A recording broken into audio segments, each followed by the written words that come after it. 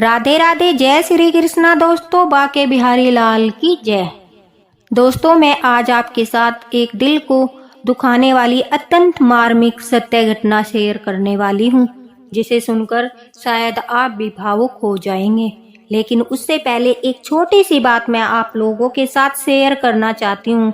दोस्तों, कुछ लोग बोलते हैं कि जहाँ पर लड्डू गोपाल की सेवा होती है, जिस घर में ठाकुर जी की सेवा होती है, पूजा पाठ होता है, प्रभु का दिन रात नाम लिया जाता है, फिर उस घर में कष्ट क्यों आते हैं। कई लोग तो यह भी बोलते हैं कि आप तो ठाकुर जी की सेवा करते हो, आपके घर में तो बाल गोपाल की कृपा है, आपको तो जीवन में कभी कोई दुख कोई परेशानी वह नहीं आने देंगे। तो दोस्तों, ऐसा बिल्कुल भी नहीं है, बल्कि जो लोग पूजा पाठ करते हैं उनके जीवन में भी दुख परेशानियां काफी आती है। बस फर्क इतना होता है, जब एक भक्त को दुख और परेशानियां घेर लेती है तो वह सब कुछ अपने ठाकुर जी पर छोड़ देता है कि देखो ठाकुर जी, मैं थक चुका हूँ, अब आपको जो सही लगे, मेरे लिए जो उचित लगे, आप पर छोड़ता हूँ या छोड़ती हूँ। जाने अनजाने में भक्त से भी भूल होती है, ऐसा बिल्कुल भी नहीं है। जो लोग पूजा पाठ करते हैं उनके जीवन में दुख नहीं आते। सुख और दुख तो जीवन के दो पहलू है। जिस तरह सुख के बाद दुख आना निश्चित है, उसी प्रकार दुख के बाद सुख भी आता है। भाग्य में जो लिखा है वह होकर ही रहता है। जब हम भक्ति मार्ग पर चलते हैं तो हमारे कष्ट ठाकुर जी हमारे साथ मिलकर काटते हैं। वह हमें सब दुखों को सहने की शक्ति देते हैं और हमारा मार्गदर्शन भी करते हैं। समय समय पर परीक्षाएं भी लेते हैं। जैसे बच्चों की परीक्षाएं आती है, ऐसे भक्ति में भी परीक्षाएं आती है, और उन परीक्षाओं को पास करने की शक्ति भी ठाकुर जी ही देते हैं। बस हमें ठाकुर जी से प्रार्थना करनी चाहिए कि जो हो रहा है आपकी मर्जी से हो रहा है, जो होगा वह भी आपकी मर्जी से ही होगा, और आने वाले समय में उन्होंने हमारे लिए जो कुछ भी अच्छा सोचा होगा वह होकर रहेगा। रही बात कर्म की, तो हर इंसान का अपना अपना कर्म होता है, अपना अपना भाग्य होता है। जैसे कि मान लीजिए दोस्तों, आपको भूख लगी है तो आप घर में किसी सदस्य से ये थोड़ा ही ना कहोगे कि मुझे भूख लगी है, तुम खाना खा लो। इससे आपका पेट नहीं भरेगा, बल्कि जब आप खुद भोजन करोगे तभी आपका पेट भरेगा, किसी दूसरे के भोजन करने से नहीं। या फिर आपको प्यास लगी है, दूसरे के पानी पीने से आपकी प्यास खत्म नहीं होगी। इसी प्रकार आपके द्वारा किया गया कर्म ही मायने रखता है। घर में बाकी लोग क्या कर रहे हैं, कौन क्या कर रहा है, आपका उस पर प्रभाव नहीं पड़ता, और न ही आपकी भक्ति पर उसका प्रभाव पड़ता है। तो इसी के साथ बोलिए राधे राधे। और रही बात मांस खाने की, मदिरा पीने की, तो अनिरुद्ध आचार्य जी की कथा में एक भक्त ने उनसे प्रश्न किया था कि गुरुजी, अगर चिकन खाना पाप है, उसमें जान होती है, तो गुरुजी प्लांट में भी तो जान होती है, क्या उसे हम तोड़ते हैं तो उसे दर्द नहीं होता? तो इस पर गुरुजी ने बड़ा सुंदर जवाब दिया कि आप चावल चबाइए, अनाज चबाइए, वो भागती नहीं है, रक्त नहीं बहता। आप मुर्गी को मारिए, वो चिल्लाएगी, भागेगी, रक्त बहेगा, क्योंकि उसे पीड़ा हो रही है। अगर आप गाय माता के सामने मांस डालोगे तो वह नहीं खाएगी, बकरी को डालोगे तो नहीं खाएगी। अगर वह पशु होकर अपने धर्म का पालन कर रही है, तो क्या हम मनुष्य होकर शाकाहारी नहीं बन सकते? वहीं दूसरी ओर भक्त ने क्वेश्चन किया कि मदिरा पीने से पाप क्यों होता है, उसमें तो गुरुजी जान नहीं होती। तब गुरुजी कहते हैं, एक पंडित के सामने एक अंग्रेज ने 4 चीजें रखी, प्राय स्त्री, मांस, धन और शराब। पंडित जी से बोले, इनमें से एक चीज तुम्हें अवश्य लेनी है, अन्यथा मैं तुम्हारी हत्या कर दूंगा। तब पंडित जी ने कहा कि प्राय स्त्री को मैं नहीं छूऊंगा, मांस तो मैं नहीं खाऊंगा क्योंकि मेरे धर्म के खिलाफ है, और धन का ब्राह्मण से क्या लेना देना। तो वह शराब को देखकर बोलते हैं, यह तो पानी है, चलो इसे पीने से कुछ नहीं होगा, इसे पी लेता हूँ। तब पंडित जी ने शराब का सेवन किया, उसके बाद उनकी मति भ्रष्ट हो गई। सोचने समझने की शक्ति बिल्कुल शून्य हो गई, जिसके कारण उन्होंने सबसे पहले पराई स्त्री को स्पर्श किया, उसके बाद मांस खाया, उसके बाद धन को लेकर चल दिए। तो जो हमारी मति भ्रष्ट कर दे, हमारी सोचने समझने की शक्ति को खत्म कर दे, उसका सेवन करना भी पाप है। तो आपको तो यह समझ आ ही गया होगा कि पूजा पाठ करने वाले मांस का सेवन क्यों नहीं करते, मदिरा का सेवन क्यों नहीं करते। बाकी दोस्तों, सबकी अपनी अपनी लाइफ है, अपनी अपनी मर्जी है। चलिए सुनाते हैं आज की यह लीला कथा जो हमारे साथ शेयर की है बंगाल की रहने वाली तनीषा बंदोपाध्याय ने। तनीषा जी कहती है, हमारे यहाँ दुर्गा माता की पूजा होती है, हम लोग दुर्गा माता को पूजते हैं। तनीषा जी अपने हस्बैंड के साथ बंगाल में नहीं बल्कि लखनऊ में रहती है, क्योंकि उनके हस्बैंड लखनऊ में जॉब करते हैं। पिछले 18 सालों से तनीषा जी अपने हस्बैंड के साथ लखनऊ में रहती है। वह कहती है कि मेरी छोटी सी फैमिली थी, मेरा बेटा, मेरे हस्बैंड और मैं। मेरी एक सहेली सुजाता, उसके हस्बैंड भी मेरे हस्बैंड के साथ जॉब करते थे। हमारा उनके साथ आना जाना था जैसे दो बहन होती है। मैं और सुजाता बिल्कुल ऐसे ही रहते थे। सुजाता देहरादून की रहने वाली है और वह लड्डू गोपाल की सेवा करती थी। उसके लड्डू गोपाल मुझे बहुत प्यारे लगते थे। जब भी मैं सुजाता के घर जाती थी, उसको लड्डू गोपाल की सेवा करते देखकर मुझे बड़ा अच्छा लगता था। दोस्तों, सुजाता जी की कोई बहन नहीं थी, इसलिए वह तनीषा को ही अपनी बहन मानती थी। उनका व्यवहार भी काफी अच्छा था। तनीषा ने सुजाता से कहा कि मुझे भी लड्डू गोपाल की सेवा करनी है। तभी सुजाता जी मनीषा से कहती है, तुम तो बंगाली हो और तुम्हारे यहाँ तो दुर्गा पूजा की जाती है, अचानक से तुम्हारे मन में लड्डू गोपाल की सेवा करने का ख्याल कहाँ से आया। तभी तनीषा कहती है, पता नहीं, मैं जब भी तुम्हारे बाल गोपाल लड्डू गोपाल को देखती हूँ तो मेरा घर जाकर मन नहीं लगता। बार बार मुझे इनकी याद आती है, इन्हें देखने का मन करता है। और क्या हुआ, मैं बंगाली हूँ तो क्या भगवान भी भेदभाव करते हैं। इस पर सुजाता जी हंसने लगती है और कहती है, अरे नहीं, ऐसा कुछ नहीं, मैं तो बस तुम्हें पूछ रही थी। अगर तुम्हारा मन बाल गोपाल लड्डू गोपाल की सेवा करने का है तो कोई बात नहीं, चलो आज ही हम बाल गोपाल लेकर आते हैं। दोनों शाम के समय मार्केट जाकर लड्डू गोपाल लेकर आती है। अब तनीषा काफी खुश थी क्योंकि बाल गोपाल लड्डू गोपाल उसके घर आ रहे थे। तनीषा जी कहती है कि मैं अपने हस्बैंड को फोन कर कर कहती हूँ कि आते वक्त पूजा का सामान लेते आना, घर में लड्डू गोपाल लेकर आई हूँ। उनको लड्डू गोपाल के बारे में कुछ ज्यादा नहीं पता था, न ही पहले कभी उन्होंने बाल गोपाल को शायद देखा था, तो वह ज्यादा सवाल जवाब भी नहीं करते और आते वक्त सारी चीजें लेकर आते हैं। अगले दिन सुबह ही जैसे सुजाता लड्डू गोपाल को नहलाती थी, फिर भोग लगाती थी, ऐसे ही मैंने बाल गोपाल की सेवा शुरू कर दी। रात को आते ही सुजाता ने बाल गोपाल को फल फूल और चावल में विश्राम करा दिया था। अब मैं तो बड़ा ही खुश थी कि घर में लड्डू गोपाल आ गए। उन्हें सजाना संवारना मुझे बड़ा अच्छा लगता था, मैं भी उनसे बातें करती थी। लेकिन मुझसे एक बहुत बड़ी भूल हो जाती है। मैं यह तो जानती थी कि लड्डू गोपाल को सात्विक भोजन कराया जाता है, लेकिन यह नहीं जानती थी कि जिस रसोई में मांस बनता है वहाँ इनका भोजन नहीं बनाना चाहिए। हम बंगाली थे, घर में मछली चावल बनते थे। अब ऐसे में घर में एक तरफ तो लड्डू गोपाल विराजित कर लिए, दूसरी ओर घर में मांस बन रहा है। मुझे बड़ा अजीब सा लग रहा था। यह मेरे सामने एक बहुत बड़ी समस्या खड़ी हो गई थी। बनाना भी मुझे ही पड़ता था क्योंकि घर में मेरे अलावा कोई नहीं था।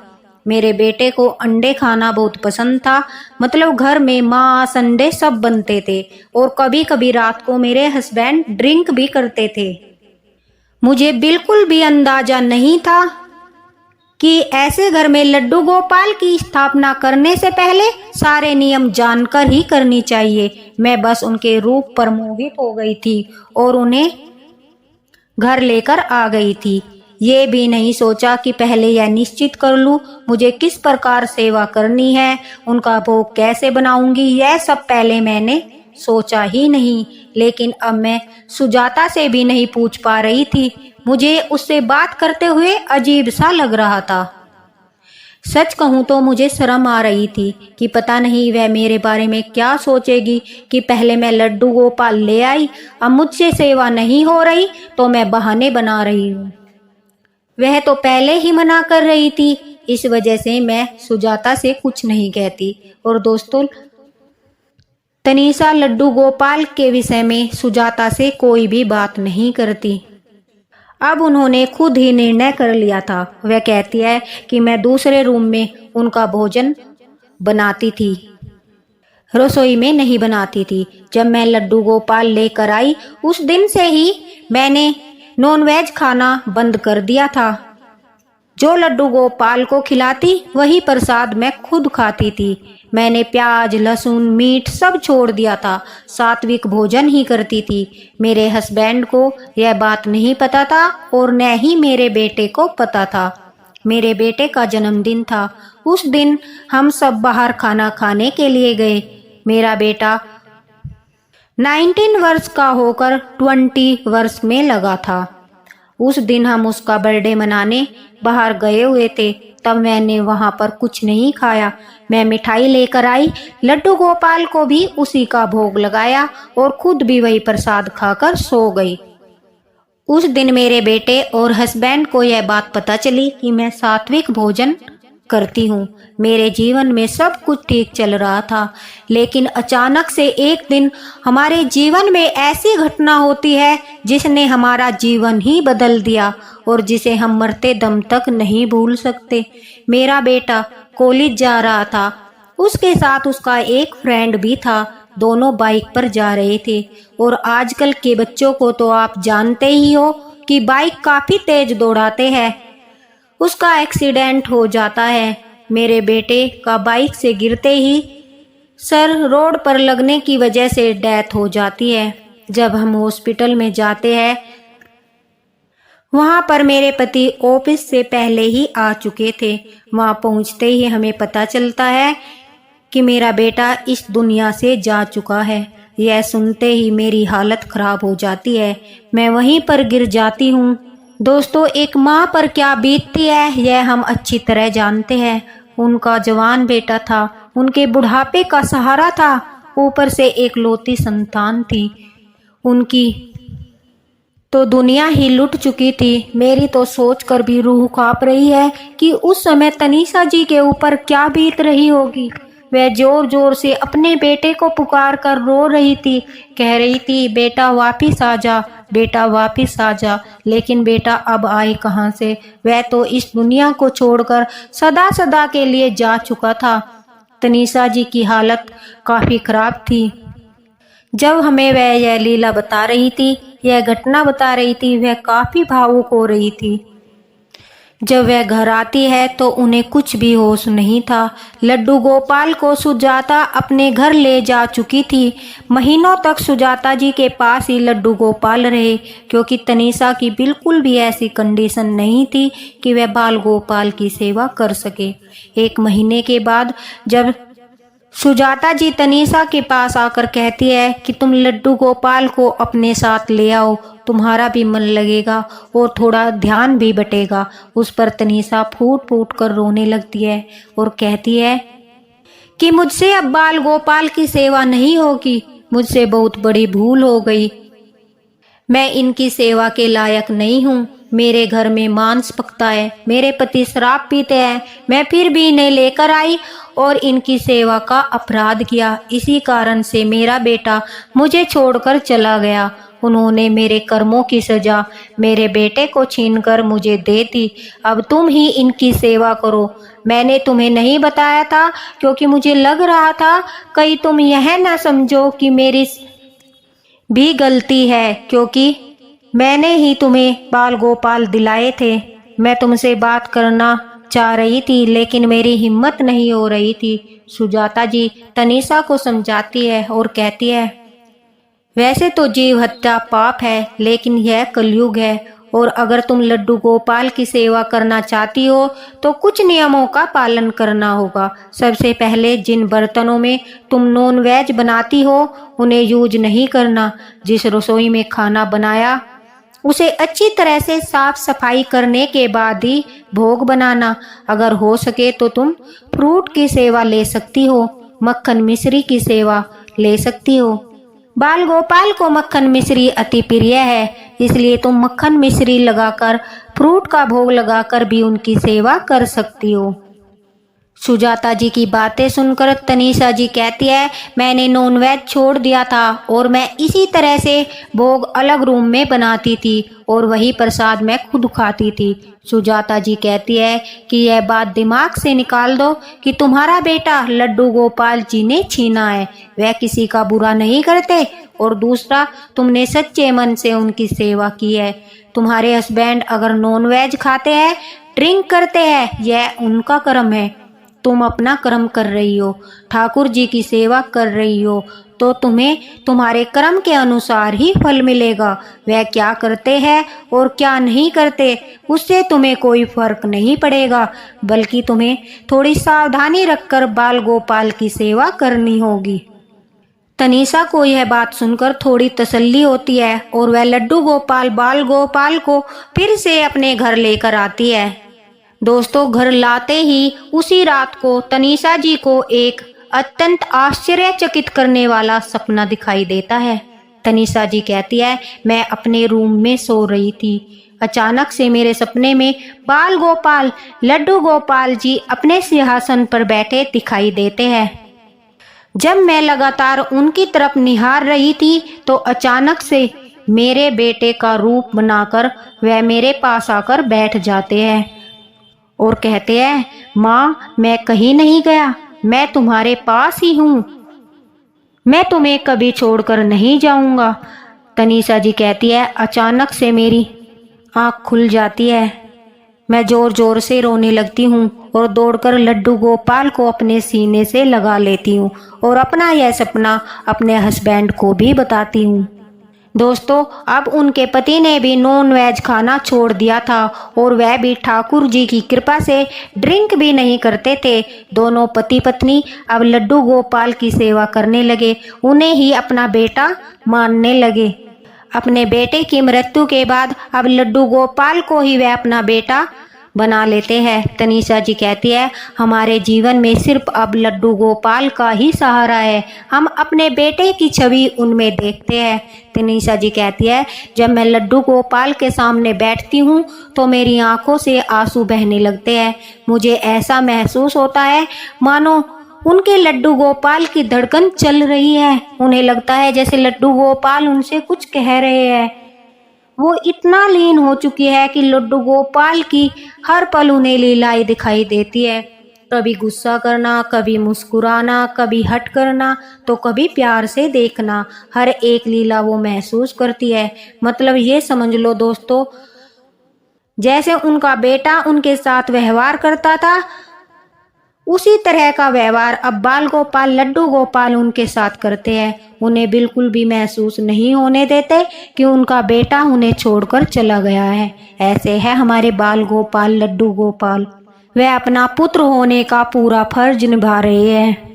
उनका पूरा जीवन अब लड्डू गोपाल को ही समर्पित है।